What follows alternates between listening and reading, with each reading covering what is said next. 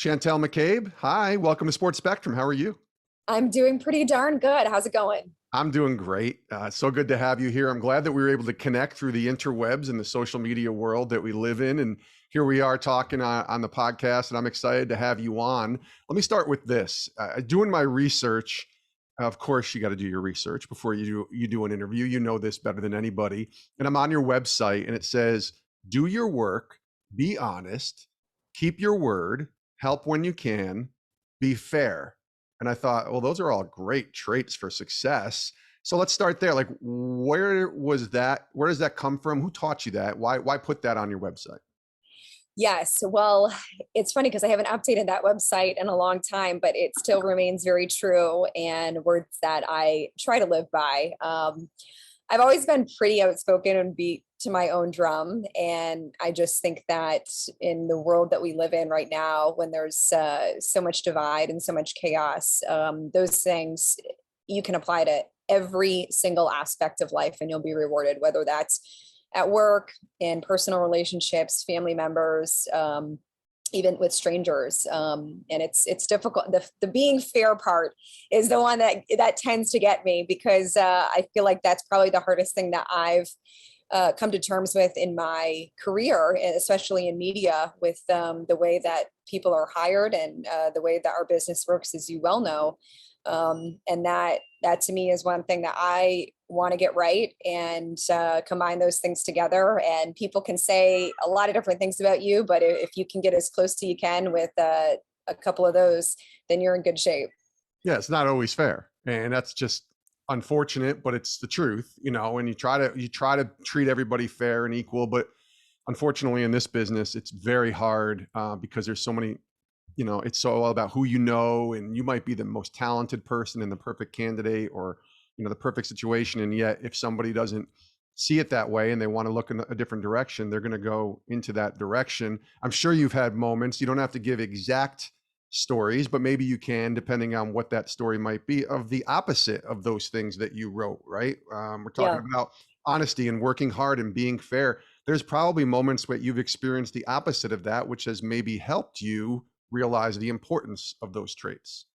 Yeah, and that's really where faith comes in. It's for me because I was raised Catholic, and I was in New England, and we were well aware of once the stories came public and were talked about by the media, Hmm. that there were priests that were cycled through our small church in Candia, New Hampshire. So I rejected religion for a few years and was confused about how talk about being fair. Like, how do you preach a lot of those things quite literally, and then behind closed doors act in the most egregious manner that I can possibly think of?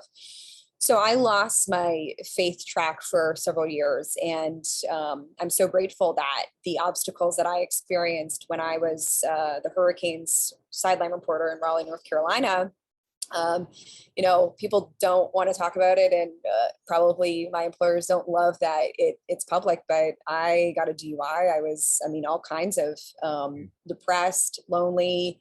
I was in over my head with my job. It was a lot more than I could handle. And more than anything, I was unhappy. I had my dream job at 23 years old, and I quite frankly couldn't handle it. And so that gratefully brought me back to faith because there was no other way out. And, once you're at the bottom, how do you see any kind of light? So that was such a blessing in my life, because who knows how long it would have taken if that didn't happen, if that intersection of faith and the circumstances I was in didn't take place at the young age that it did. I probably would still be single, still be searching for things that are unfulfilling. So people always want to say, oh yeah, like, of course you're going to say that. Well, no, I said and I lived it. So, it was a pivotal moment in my life. And listen, I swear like a sailor. I am as genuine as it gets on and off air, at least tote the line as much as I can when the red light's on. But I really think that faith, and listen, I'm not perfect at it either, but if I always, my joke is that, okay, yes, do I act like what people want to describe as a perfect Christian? No, I have girlfriends that I'm like, wow, if I could ever have that, even just an eighth amount of that grace, I wonder what my life would look like. But I also know that God designed me this way for some kind of reason. So I do want to use the tools and the outspokenness that a blessing that I think He gave me. There are times when that does come in handy, and I think that it is used for good. But kind of circling back to your question, that small moments in my life, whether that be, my time in Raleigh, and very, I was grateful to have a job that I was so excited about. But when it didn't work out how I wanted to, I mean, I remember in the locker room, I would be trying to gather stories and learn about guys making equipment changes. And the front office staff was just awful to me. I was the first woman in that position. Mm. So I get it for them. It's a little bit unique of a dynamic, and I'm a young girl, and I'm not completely ignorant to, what things are going through their mind. But the way that they treated me, I mean, players would stand up for me and be like, you got to lay off her. Like, she's not doing anything wrong. She's trying to do her work. And so people, I was kind of the punching bag there for a little bit, which had led me down some, scary thoughts and this scary path. And Mm. so anyways, I'm grateful that those things happened, because in a weird way, it got me to where I am today. And listen, I was at Golf Channel for 5 years, and that brought me, and I mean, God He always has a plan. I would have never planned on covering golf. I had no interest. I thought it was the most boring thing ever you could watch on TV. And now I am so hooked, and you will never pull me away from golf. Yeah. But that was another divine intervention, in my opinion. And there were some difficult things that happened in 2020 with everyone. And I always say that if I didn't have faith, how my life would work way differently. So even though outwardly people might not describe me as the most perfect Christian, and I self-admittedly am nowhere close, but WWJD, absolutely. But where would I be without Jesus? It certainly would be look a lot different. So Yeah. that's what my follow-up is like. Yeah, listen, I keep it real, and that might not be everybody's cup of tea, but if I didn't have Jesus, then it would look even worse. Yeah.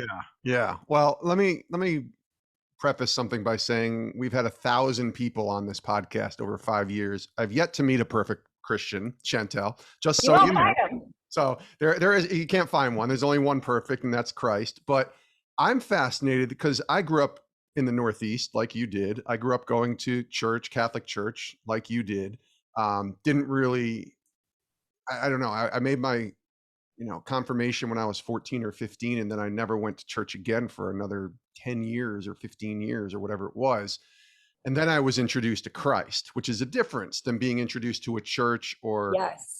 even God in some ways, or a God that I had kind of thought about in my brain. You said you came back, if you will, or was reintroduced to Christ in a different way.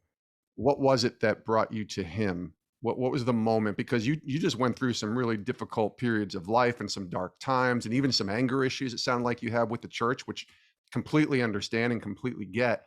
But what was it about Christ, and maybe what was the moment that allowed you to understand that it was about Him and not about a church or a religion, if you will? Yeah. And I think that as somebody who has had certain priorities that were all centered around my career, I'd never stopped to smell the roses. When people would say, you just need to relax, like you're going to be better at work, and you're going to be better, a better daughter or a better girlfriend at the time. I had no idea what that meant, because I was never comfortable in my own skin. And I was chasing what I now consider to be the wrong things. And so once again, this is totally by God's design. I would have never chosen to go to Raleigh. I had such a Northeastern snobbery thinking of like anybody from the South. And Yes. so I'm like, I'm not moving. Like, I'm going to go down there. I'm going to do my work and get out of there and move on to the next thing. But God put me there because He's like, I want you to be in the Bible Belt and be reintroduced to me and know me. And so when I was in my darkest times, I looked around, I said, what do I have? I might've just screwed up my job. I left my family up in the Northeast. They didn't want me to leave and come down to Raleigh, and they couldn't really quite understand the whole concept of how the media world works, and you've got to chase the next job. There's only so many, and many of us have to move for those opportunities. So I didn't have my family with me,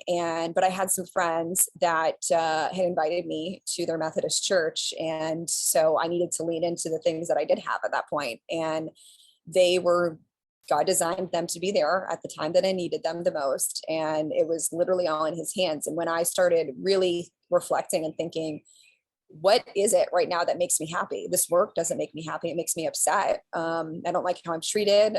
Here I am with, like I said, this dream job, and it's not fulfilling. Like, how does that even happen? This is all that my brain was wired so strictly one direction. And it was so confusing to me. So I'm very grateful that organically created a relationship with Christ. And basically ever since then, it made sense to me, because I'm like, I work out. At the time I was running 10Ks, and I'm like, if I'm working out my body and I'm eating a certain way, why am I not working out my mind? And to me, I think I have I want to call it a spinoff, because I hate how I really do find it uncomfortable how, you go into all of these, Target, all of these department stores, and there's only Christian holidays for the most part, decorations, because I think whatever relationship that you have with faith, no matter where it is, for me personally, it's with Christ and with Jesus, but I don't discriminate against, and that's not the right word, but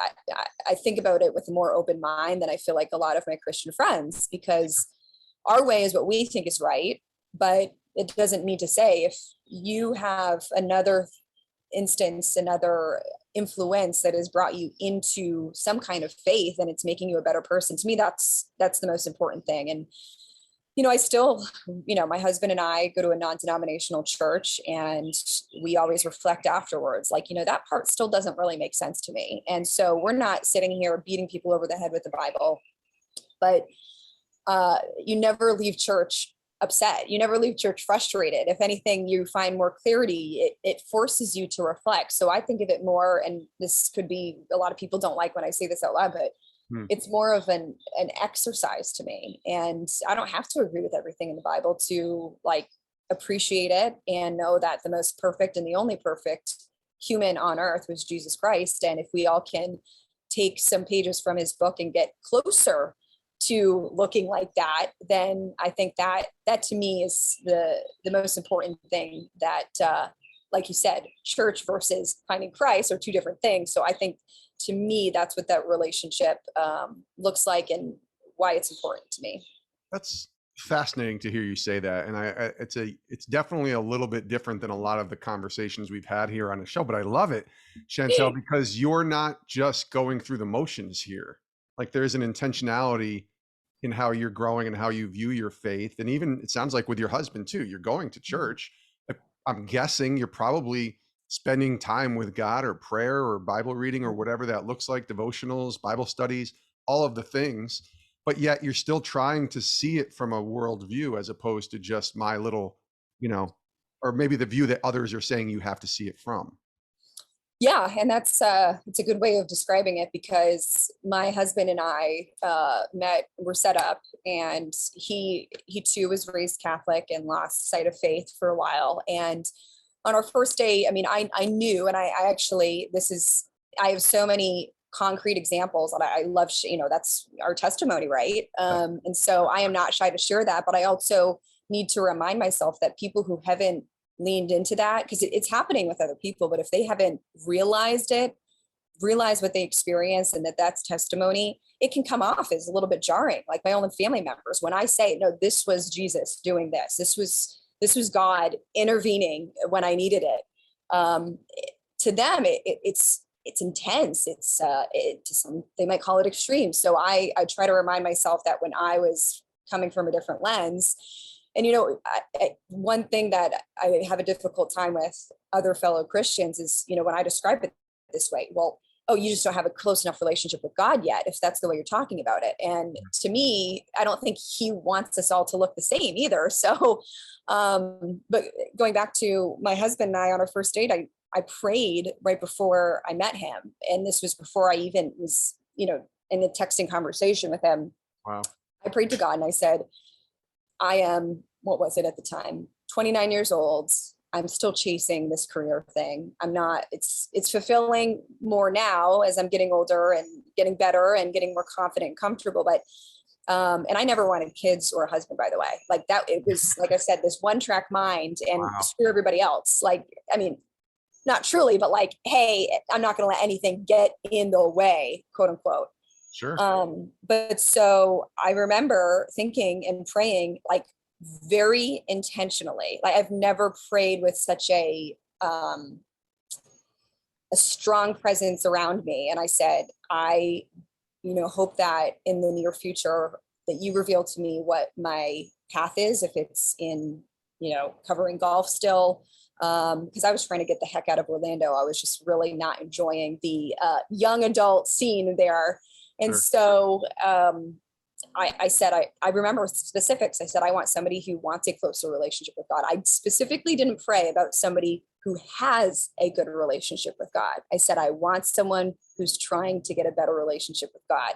Because I had just been with someone who was, in my opinion, a little further ahead with their devotion than I was. And that did what I just described. It spooked me. Yes. And I wasn't there yet. And force feeding people, in my opinion, works very rarely. So I said, I want somebody who wants a closer relationship with God. I want somebody who is outdoorsy, hunts and fishes, and can enjoy the outdoor elements and the gifts that God gives us all around.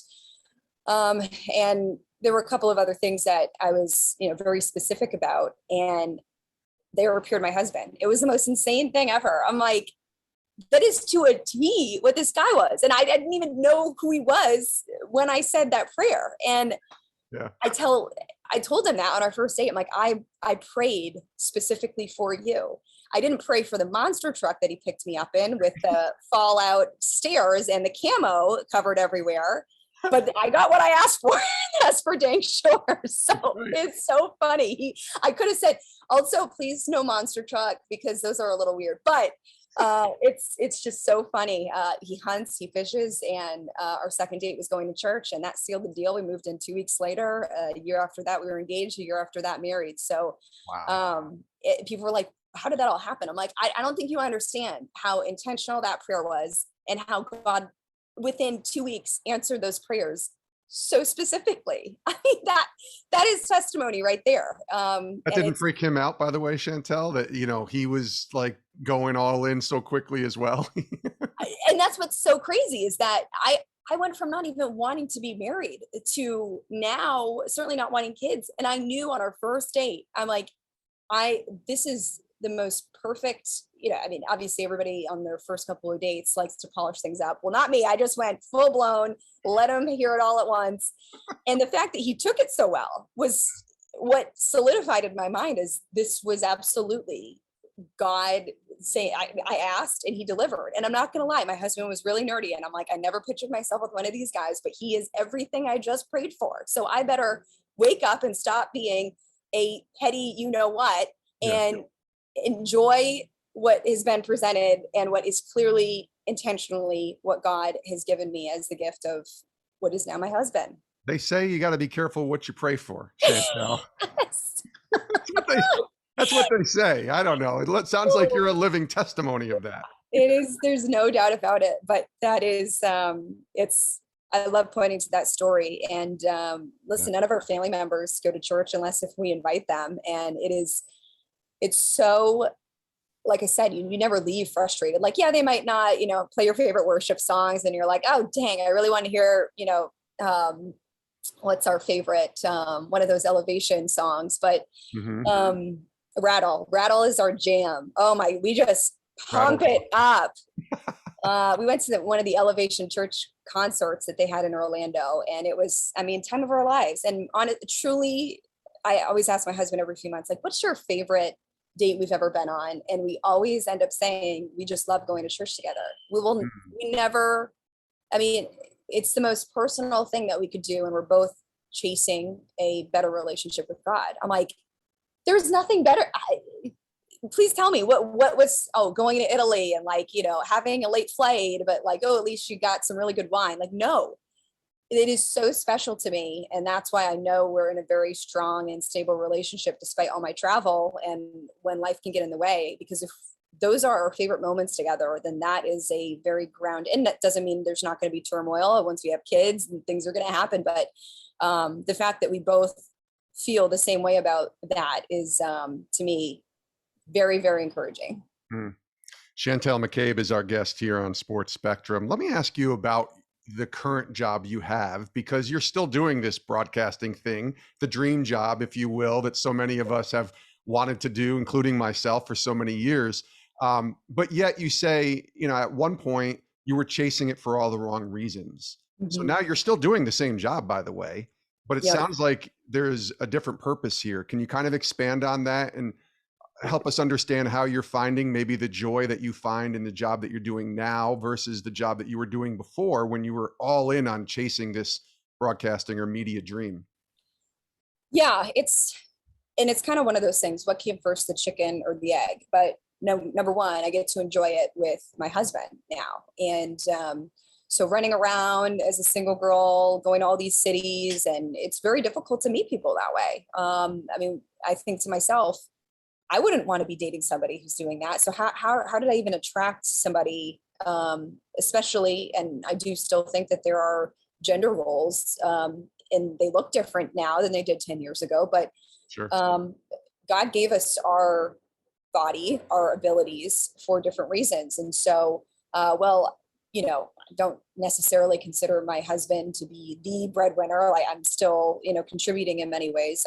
I find joy of, making him meals before I go on the road and having everything set up for him, and, coordinating some of the more traditional female rolled things in the household. And so I think that part keeps me grounded and keeps me appreciative of the things that I do have, but it does look different. I'll be, completely frank. I'm not the marquee sideline reporter. I'm having to find different, and it looks a lot different now than it did in 2020 when there was sparse work, but was my dream job to be doing play-by-play? Well, part of the reason was no, because very few women were doing that up until 2 years ago. But I'm not in it for the stardom, which I never was. I always wanted to be, people would say, what do you want to do? Like, be the next Aaron Andrews? And I would be like, wherever I am, I want to be the best reporter. I don't need to be doing it at a particular place. I just want to be the most skilled at my job and perfect my craft wherever that comes. But it does look different when there are people who do the jobs that I used to, and, they get invited and to do all these opportunities. So there are times that I struggle with that. And back to the fairness, I wonder, like, I put in the time. I went back to a local news station and I grinded the old school way. So when I see some of these, media influencers getting opportunities that I still haven't had, it's hard. Anyone who says that it doesn't bother them, I don't necessarily buy that. But what a massive blessing. I mean, if you look for blessings, you will find them. Like, you just have to sit down and do it. And the fact that I'm able to now freelance, and it was working at SiriusXM, my dream job. No, but it's got me to the Masters. Are you kidding me? I could have been at Golf Channel for 20 years and they wouldn't have sent me. Right. So I got to cover the Masters. I got to cover the Ryder Cup. I'm covering the President's Cup this year. Like, God will hide the gems in places that you weren't necessarily anticipating because you were so dead set on it being your way and that way, instead of, I'm going to take this detour and that might be a little difficult at first, but he's going to get you there. And so there are days where I'm like, God, people will say to me, oh, don't worry, you'll get back on network TV. And I'm like, I am working every week. I get to pick my schedule. I'm covering major championships, which is something I wasn't doing 4 years ago. Right. So even though I'm not looking like what mainstream people want it to look like, I think I'm doing pretty good. I'm play-by-play as a woman, which is one of the flip side of, you want to talk about fairness. There are some really, really talented men that are probably not getting opportunities because they want to make an effort to have different voices. So I also am cognizant of that. And it's one of those things where it's like, I don't know how I feel about it, but I'm going to take the opportunity and take advantage and continue to perfect the craft of the place that my feet are positioned. So all of those things, I guess, really factor into how I view where things are at in my life, in my career. And how could anybody complain? I mean, I think of all these people who've grinded at local news stations forever and would just love an opportunity. And at 33 years old, I'm getting to do some things that, gosh, it might not be the perfect way that I wanted it, but I mean, here I am sitting outside of PGA Tour headquarters and get the World's Golf Hall of Fame beside me. And it's like, wow, if you actually sit and stop to smell the roses, like there's plenty of them growing. Yeah, there could be a lot worse things you could be doing. And I wish that people didn't just look at success in this industry that we work in as being like, the host of Sports Center or the, play-by-play for this or that, or the network, like you say. I wish that people could, and I think we're doing better at it, Chantel. I say we as in people in media, Right. appreciating those. I mean, look at where I'm working, right? I'm working at a very small sports and faith media company, not ESPN anymore. But I find so much gratification and joy and purpose in the work that I do now, even more than the stuff I did before, that this to me is success, for whatever lack of a better word that you can use there. Yeah. So yeah, look at, you're at the Masters and you see Scotty Scheffler doing his thing. And I mean, by the way, what an ambassador, if you will, for Jesus and the way that he handled himself, right? No, I just literally got chills thinking like another reason why it would be hard to pull me away from golf is the faith here is like nowhere else in sports, and it's meaningful, it's intentional. I used to go to Bible study when I was out, traveling with the tour from week to week. Yeah. And I mean, don't get me wrong, there's plenty of Christians in other sports, but the way that it is handled and addressed within the golf world is I'm very, very, very, very proud to be a part of. Yeah, it's pretty cool to see. My last question for you as we wind down here. What are you most thankful to God for in the season of life you're in right now? Now, you described a lot about the purpose and the role that you're in and being thankful in the job that you have, but in the life that you're living right now, in your walk with the Lord, what are you most thankful to him for right now? I think, well, I guess you could answer that a few different ways. But when I hear that question, I think I would go back to where we're at in the world. I